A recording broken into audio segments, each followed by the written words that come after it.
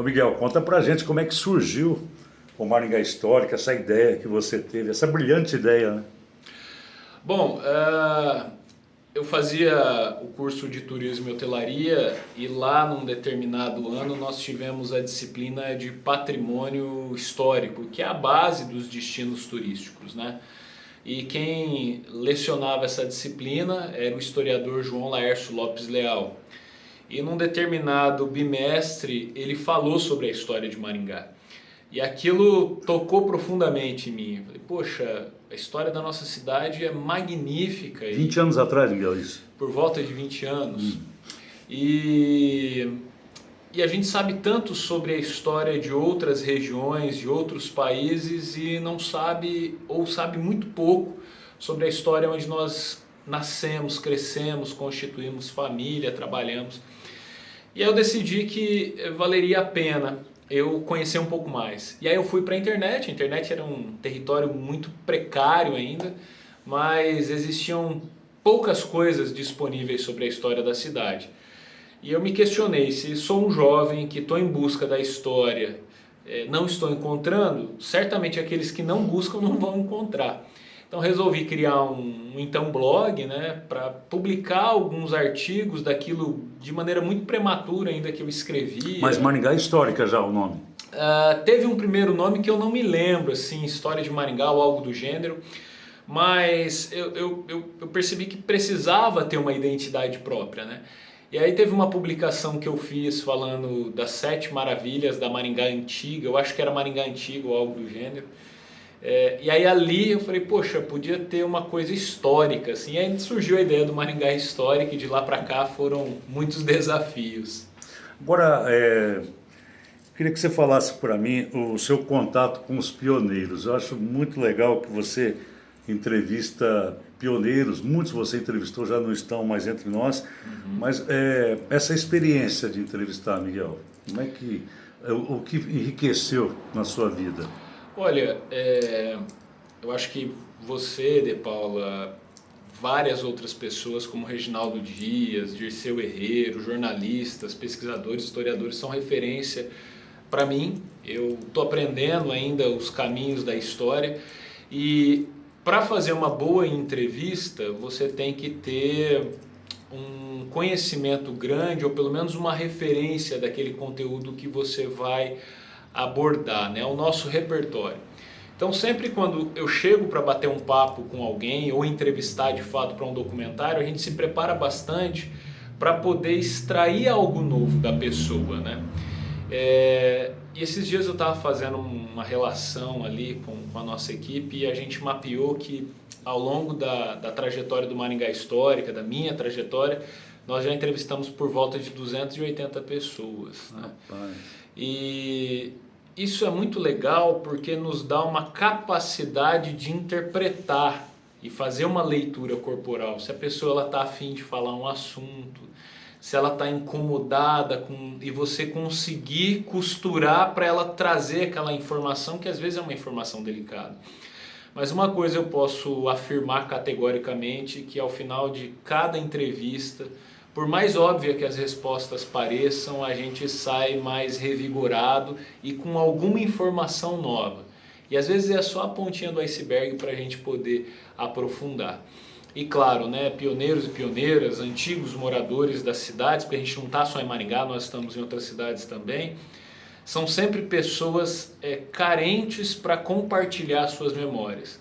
E nem sempre existem espaços para que elas façam isso. É triste, mas por vezes até a família não quer mais ouvir essas pessoas, né? São as mesmas histórias e tal. E muitas vezes aquelas histórias são valiosíssimas para nos ajudar a interpretar determinados eventos do passado. Então é claro, não é só memória que a gente utiliza, mas memória, documento, para fazer uma análise mais científica daquele passado e a gente entender um pouquinho melhor do que se passou há algumas décadas. Ô Miguel, agora, eu acho que é difícil para você responder, mas teve algumas entrevistas assim marcantes que você considera assim importantes para esse teu trabalho e que também de alguma forma te emocionou mais do que as outras? Tiveram várias entrevistas, sim. É, eu acho que um trabalho que nós fizemos conjunto, que foi o Paixão Esquecida, né? A história do futebol profissional de Maringá. Sim. Tivemos temas muito sensíveis a serem tocados, como um incidente que ocasionou a morte de um jogador no estádio Willie Davids. A gente também falando sobre nazismo e a imigração aqui dos alemães para o norte do Paraná, para um documentário sobre o Scherer. Mas eu não tenho dúvidas assim que tiveram momentos assim muito marcantes na minha trajetória enquanto pesquisador, documentarista. E foi um bem recente que nós estamos produzindo atualmente um documentário sobre o centenário da Companhia Melhoramentos Norte do Paraná, chamado Epopeia em Terras Roxas. E quando nós chegamos de frente ao túmulo onde está enterrado o Lord Lovat, né, o Simon Joseph Fraser, e lá nesse local a gente entrevistou o atual Lord Lovat. Então a gente imaginar, e esse tem sido o nosso papel, né, fazer conexões da história local com eventos globais. A gente sai aqui de Maringá, uma cidade prestes a completar 80 anos, cidade extremamente jovem, e de repente vai parar no nordeste da Escócia para entrevistar uma pessoa que é, enfim, descendente de um personagem que cria um grupo de empresas que constitui o norte e noroeste do Paraná. E ali você perceber que aquele personagem que a gente estava entrevistando, o atual Lord Lovat, ele não tem noção da importância do bisavô dele para nós, né?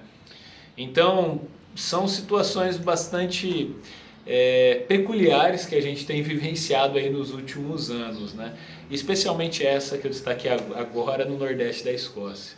O Maringá é uma cidade jovem ainda, né? E o que a gente vê é a figura masculina predominante nessa história, né?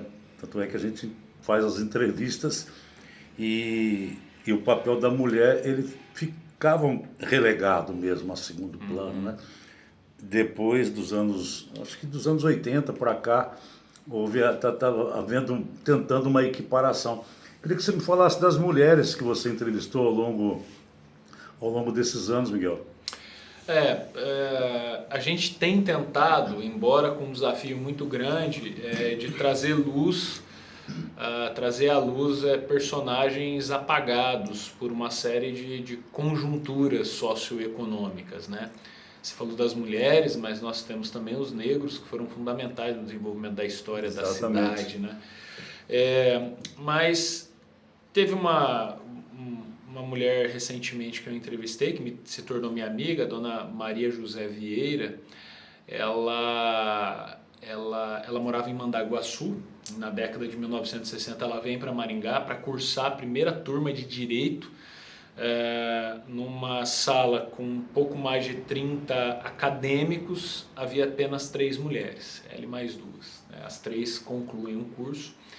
E a figura dela é importante porque talvez ela tenha sido, junto com mais uma pessoa, que foi o pai dela, o Iro Vieira, que foi prefeito de Mandaguaçu, testemunhas oculares do momento que Haroldo Leão Pérez assina sua carta de renúncia no Palácio Iguaçu, no final de 1971, porque assim que ela se forma em Direito, o Haroldo Leão Pérez convida ela para trabalhar como assessora jurídica.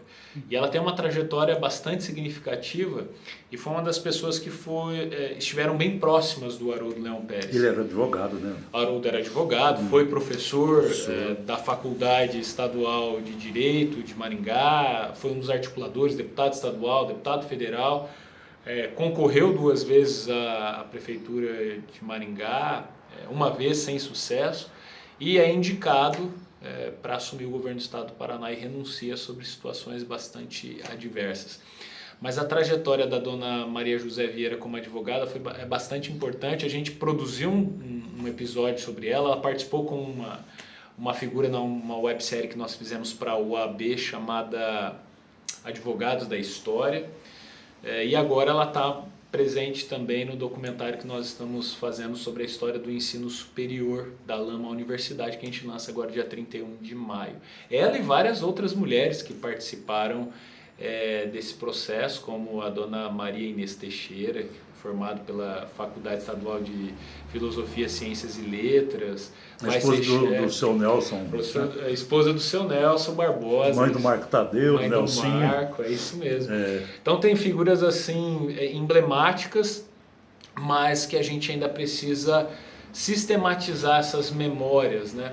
E o tempo é curto, esse é um desafio nosso, né? Porque quanto mais tempo a gente demora para fazer esse trabalho, mais memórias se perdem, porque todos os dias as mulheres estão partindo. E mulheres também que não foram grandes empresárias ou que não se formaram, algo do gênero, pessoas comuns. Eu tenho cada vez mais me vendo analisando histórias do cotidiano, de pessoas comuns, pessoas simples. Eu tenho me dedicado bastante tempo para entender a rotina dos bairros da cidade de Maringá nos anos 50, 60. Quer dizer, como é que era aquela vida ali? Você tinha uma vendinha, uns secos e molhados, tinha um campo de futebol, tinha um campo de bocha, tinha um lugar para bingo, tinha a paróquia, o salão paroquial. E como é que era aquela rotina? Isso eu tenho me dedicado bastante. E esse é um trabalho de garimpo muito profundo, né? Porque isso não está escrito nos livros de história, geralmente são temas que a academia pouco se interessa, né? São temas muito pontuais e você vai descobrir isso indo lá, né? E descobrindo as pessoas que têm esses documentos, têm essas fotografias e por aí vai. Ora, tem um trabalho, você escreve livros, produz documentários, você é bem atuante na internet, nas redes sociais. Você tem um trabalho maravilhoso em Maringá. E que Maringá tem que te agradecer por tudo isso que você faz. Agora tem um trabalho que eu acho bacana, quando eu vejo vídeos ou fotos de você falando com estudantes. Queria que você falasse para mim, porque você está levando para essa garotada uma Maringá que talvez nem os pais deles, né, conheceram, né? Como é que é esse feedback? Como é que você se sente fazendo esse trabalho? Anualmente a gente faz um programa fixo já na estrutura do Cidades Históricas, que é a empresa que administra o Maringá Histórica, que se chama Maringá Histórica na Minha Escola, né? Então a gente abre um chamamento para as escolas que se interessarem, porque a gente tem que organizar isso, porque é uma demanda muito grande. E a gente atende por ano aí de 50 a 80 escolas, onde eu vou fazer uma palestra levando curiosidades do nosso passado. Por que curiosidades? Porque não adianta eu chegar lá com um tema histórico muito cabeçudo, assim, que os alunos não vão se interessar, né? Eles estão focados em outras coisas.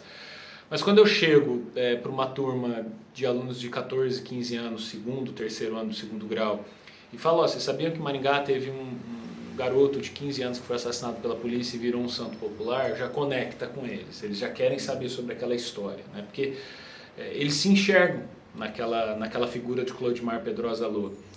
Você sabia que a catedral foi inspirada em um foguete, mas vamos entender um pouquinho mais, será que tem um túnel na catedral ou não? Mas não tem na catedral, mas tem embaixo do Peladão. Então, essa forma de levar o conteúdo é a maneira com que os jovens vão se interessar pelo nosso passado. E se a cada ano que a gente está aí em 50, 60, 70, 80 escolas, 20 se interessarem pelo nosso passado, em 10 anos são 200 novos pesquisadores dedicados à atenção à nossa memória, à nossa história, né? Então isso é muito mais um programa de educação patrimonial e de valorização de nossas memórias. E a gente sempre termina essas palestras pedindo para que eles façam um exercício. Conversem com uma pequena entrevista com os pais ou com os avós. Quando vocês chegaram em Maringá, onde vocês moravam, como é que era? E ali pode ser que desperte o interesse deles. E é muito comum nós recebermos em nossas redes sociais 15, 20 mensagens ao dia, e-mails, mensagens e tal, de pessoas falando, olha, aqui está uma foto da minha avó na praça tal, você poderia publicar e tal. Então a gente recebe muito este material.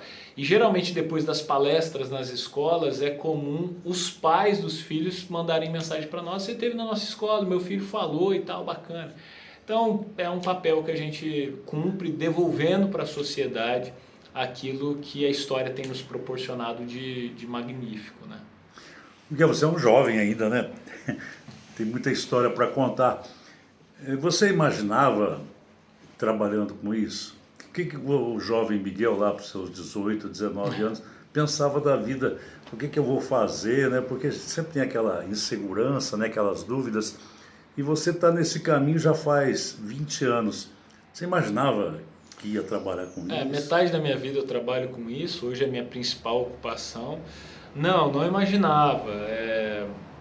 Até ali os 17 anos eu não planejei, 17, 18 anos, não planejei muito a minha vida, assim. Fazia as coisas certas, sempre gostei de estudar, etc. Mas nunca planejei muito o futuro. Fiz turismo e hotelaria por exclusão. Achei que era um curso que me daria um campo mais amplo e tem uma conexão hoje com o que eu faço, né? Mas logo que eu termino o turismo eu já estou com a estrutura do blog pronta, do Maringá Histórica. Eu termino o turismo e eu já vou fazer uma especialização em História e Sociedade do Brasil, aqui na UEM. E aí eu encontro Reginaldo Dias, Sidney Munhoz Mello, José Henrique Rolo Gonçalves, outros grandes baluartes da história aqui de Maringá. Historiadores e escritores, né? E escritores. E aquilo vai me abrir um leque muito grande, né? E aí sim, a partir desse momento, a hora que eu termino a especialização, eu vejo, parece que aqui eu tenho uma oportunidade de negócio e eu preciso entender como trabalhar com ela, né? Mas você tem um museu, você sabe a dificuldade que é para você administrar uma estrutura histórica. São 20 anos que a gente vai entendendo os melhores caminhos, né? Hoje a gente está num cenário bastante favorável, mas porque a gente conseguiu organizar muita coisa da gestão do nosso negócio. A questão da referência, né? Você tem uma referência. Então hoje a gente produz qualquer material relacionado à história. Exposição, livro, documentário, plataformas tecnológicas e tal. Porque a gente tem uma equipe muito boa e a gente se tornou uma referência com aquilo que a gente tem feito, né? Legal. O Miguel, agora, além do Maringá Histórica, eu vejo Curitiba Histórica, Londrina Histórica, está expandindo, rompendo fronteiras. Explica pra gente. Ali durante a pandemia, a gente passou a ter muito tempo para dedicar atenção ao negócio em si, né? E tinha duas possibilidades, ou expandir ou resignar. Então eu não quis aceitar aquela condição e falei, não, preciso expandir, não há possibilidade de não expansão. Foi um momento que o Maringá Histórica cresceu muito, por questões óbvias, pessoas em casa maratonavam e tal. E ao mesmo tempo a gente começou a modelar um produto que pudesse ser licenciável. A gente tentou fazer a licença, porque nem sempre tudo dá certo, uma espécie de uma franquia. A coisa não performou como eu imaginava, mas eu ainda via que era uma oportunidade. Falei, cara, eu não preciso de sócio, eu vou fazer esse negócio sozinho. E aí comecei a abrir as cidades. Então começamos em Londrina, o resultado foi muito bom. Falei, mas eu não posso só abrir uma cidade por ano, eu tenho que ser mais rápido. Entendi. Então a gente já lançou no atacado várias outras. Hoje a gente está em Cascavel, Londrina, Ponta Grossa, Maringá, Curitiba. E aí com essas 5 cidades no Paraná, a gente criou o Paraná Histórica para atender outras cidades que a gente não está presente. E lançamos há 1 mês e meio, talvez, 2 no máximo, São Paulo Histórica. E aí é uma escala muito mais rápida. Em 2 meses a gente já tem quase 10 mil seguidores no Instagram, outra dinâmica. Agora no segundo semestre a gente lança o Rio de Janeiro Histórica. No ano que vem a meta é lançar mais 25 cidades e estar presente em 8 estados do Brasil. E aí a gente lança o Brasil Histórica, que a gente começa a produzir conteúdos relacionados à história nacional.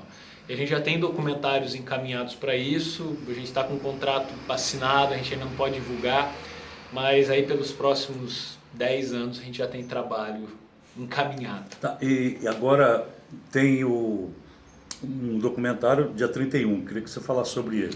Dia 31 de maio, às 10h30 da manhã, no Cineflix do Maringá Parque, nós lançaremos o documentário Da Lama à Universidade, a história do ensino superior em Maringá, porque eu sempre vi essa necessidade de mostrar como que Maringá, num curto período de tempo, então a gente está falando de 80 anos praticamente, ela alcança condições bastante singulares. Melhor cidade do Brasil para se viver, melhor cidade do Brasil para se investir, criar os filhos, um polo educacional, um polo de saúde, um polo tecnológico. É claro que isso tem muito a ver com o planejamento que foi empregado pela companhia Melhoramentos, tem muito a ver com os habitantes dessa cidade, com o perfil, tem a ver com os empreendedores, tem a ver com tudo. As administrações, né? As administrações públicas, né? Com uma rara exceção, nós não tivemos nenhum prefeito que trabalhou contra o município. Né? Foi o Jairo que teve todo o problema, mas o restante, todos foram muito progressistas, com seus ônus e bônus todos avançaram. Isso eu até entrevistando um pioneiro certa vez, ele falou para mim, cara, Maringá tem um diferencial porque todos os prefeitos gostavam da sua cidade. Isso parece tão óbvio, né? Mas não é. Se a gente parar para pensar, isso gerou um impacto fundamental. E eu queria mostrar que tem um outro elemento nesse desenvolvimento que é a educação superior. É inquestionável que regiões que não tiveram a implantação de uma universidade pública aí até os seus 30, 35 anos, o atraso que ela teve no desenvolvimento. E aí eu quis contar um pouco. Primeiro, que a UEM não foi a primeira instituição de ensino superior, ao contrário do que muita gente possa imaginar. Nós tivemos outras 3 faculdades que precederam a UEM, faculdades estaduais. Segundo, que a UEM foi paga até o fim de 1987 para a virada de 88. Pessoas não imaginam isso, principalmente quem está estudando mais recentemente. Mostrar quais foram os embates da implantação de uma instituição, desde a desapropriação da área, a construção, o reconhecimento da universidade, as ocupações da reitoria debatendo a gratuidade do ensino, e como que, paradoxalmente, quando você conquista um objetivo que era a gratuidade do ensino, você cria uma outra situação, que é o aumento da concorrência pelos vestibulares. E aí você abre um campo para o ensino privado, que surge, que emerge ali no final da década de 1980. E você está falando a educação há 20 anos, 20 e poucos anos de Maringá, já tinha uma universidade, né? Já. Porque foi dos anos 60, A né? UEM ela é criada numa lei do final de 1969, numa canetada o Paulo Pimentel cria a UEM, a UEL e a UEPG, só que ela vai se formar aos poucos ali na década de 70. Mas você pode dizer que Maringá ali com 30 anos já tinha uma instituição formada e operando, né? E isso vai trazer uma outra condição para a cidade, é um salto impressionante que a gente tem na cidade.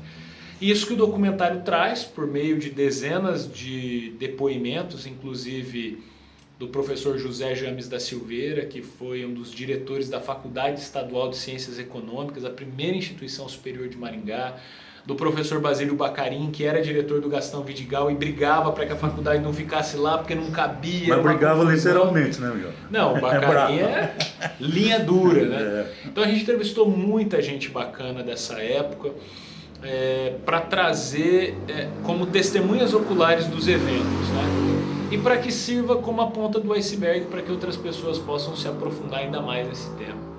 Legal, Miguel. Quero agradecer muito a sua presença aqui no Museu Esportivo, e você é um parceiro nosso, né? Você é um cara que desde que nós começamos esse trabalho de preservação da memória, de homenagens, você está com a gente. E nós já tivemos umas parcerias de documentário, de livros, então é só agradecer você e desejar, assim, sucesso nesse esse teu empreendimento histórico, né? Que atende tantas demandas, né? Tanta coisa, e você consegue com eficácia, com talento, com eficiência levar para tanta gente essa bela história de Maringá e agora do Paraná. Valeu. Obrigado, De Paulo. É um prazer sempre estar aqui com você. Você é uma referência, foi uma das pessoas que eu conversei quando a gente estava começando Maringá Histórica. Me lembro que você tinha a TV Clipping, ficava ali na Itororó, no prédio, você me deu os livros e tal. E para mim sempre foi uma referência, e eu tenho plena convicção que esse trabalho que você tem feito ao longo da sua vida é um grande legado que tem transformado a vida das pessoas que fazem parte do passado e das pessoas que querem se integrar este passado. Você está aí com um projeto também do Willie Davis, do Chico Neto. Eu tenho certeza que são projetos que vão fazer muita história. Especialmente agora a gente está fazendo o documentário da companhia e tem muita coisa nova sobre o Willie Davis, porque tem um personagem que a gente ainda estudou pouco. É um cara que merece uma atenção especial, assim como o Chico, né? O Chico, o Fluminense, no livro que foi editado há um tempo, fala um pouco da trajetória dele, mas a gente conhece pouco ainda sobre o Chico Neto, né? Obrigado, De Paulo. Valeu.